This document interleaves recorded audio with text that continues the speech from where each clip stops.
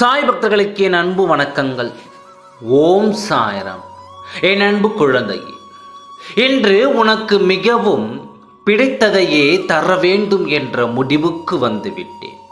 ஆனால் நான் இப்பொழுது கேட்பதற்கெல்லாம் நீ சரியான விடையை கூற வேண்டும். உனக்கு எது பிடிக்கும் என்பதை விட உனக்கு யாரை பிடிக்கும் என்று கேள்வியை நான் கேட்டுவிட்டால் உடனே ஒரு பட்டியலை தயார் செய்து விடுவாய். சற்று அவசரப்படாமல் நான் சொல்வதை கேட்டுவிட்டு இறுதியில் உன்னுடைய பதிலை எனக்கு கூறு. அதில் முதலாவதாக இவரை பிடிக்கும், இரண்டாவதாக இவரை பிடிக்கும் என்று அந்த பட்டியல் நீளும். சில சமயங்களில் மிக புத்திசாலித்தனமாக எனக்கு இறைவனை பிடிக்கும் என்று, அதுவும் சாயப்பாவை தான் ரொம்பவும் பிடிக்கும் என்று கூறலாம். ஏன் என் சாயப்பா பிடிக்கும் என்று சொல்லக்கூடாதா என்று நீ கேட்டால், உன்னை பிடித்ததை நான் கேட்கவில்லை. உனக்கு யாரை பிடிக்கும் என்று தானே நான் கேட்கின்றேன். சரி, உனக்கு யாரை பிடிக்கும் என்ற இந்த கேள்விக்கு நீ எந்த பதிலை கூறினால் உனக்கு பிடித்ததையெல்லாம் கிடைக்கும் என்பதை நானே கூறுகிறேன். அதை கவனமாக கேள்.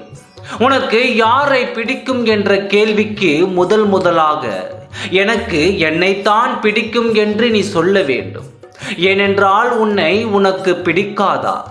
எது உனக்கு பிடித்திருந்தாலும் என்ன பலன்? உனக்கு பிடிக்க, உன்னை நீ ரசிக்க, உன்னை நீ பாராட்டிக் கொள்ள, உன்னையே நீ தட்டி கொடுக்க, உன்னையே நீ தட்டி எழுப்ப, உன்னை நீ அடக்க, உன்னுள்ளே நீ அடங்க போன்ற அத்தனைக்கும் வேறு ஒரு ஆளையும் ஆதரவையும் தேடும் வரை நீயாக இருக்க முடியாது. உன்னை தவிர உனக்கு இத்தனை உண்மையாக யார் இருக்க முடியும்? நீ எத்தனை முறை உன் மனதிடம் ஆறுதல் கேட்டாலும் அது பொறுமையாக ஆறுதல் கூறும்.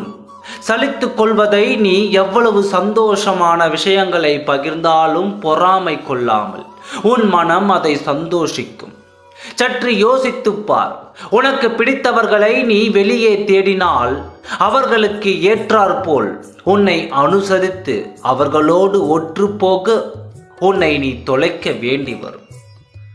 ஆதலால் நீ கேட்டதையெல்லாம் நான் கொடுக்கின்றேன். ஆனால் எனக்காக நீ ஒன்றை செய்வாயா குழந்தையே? தினந்தோறும் அல்ல, வியாழந்தோறும் உன்னால் முடிந்த ஒரு 5 பேருக்கு,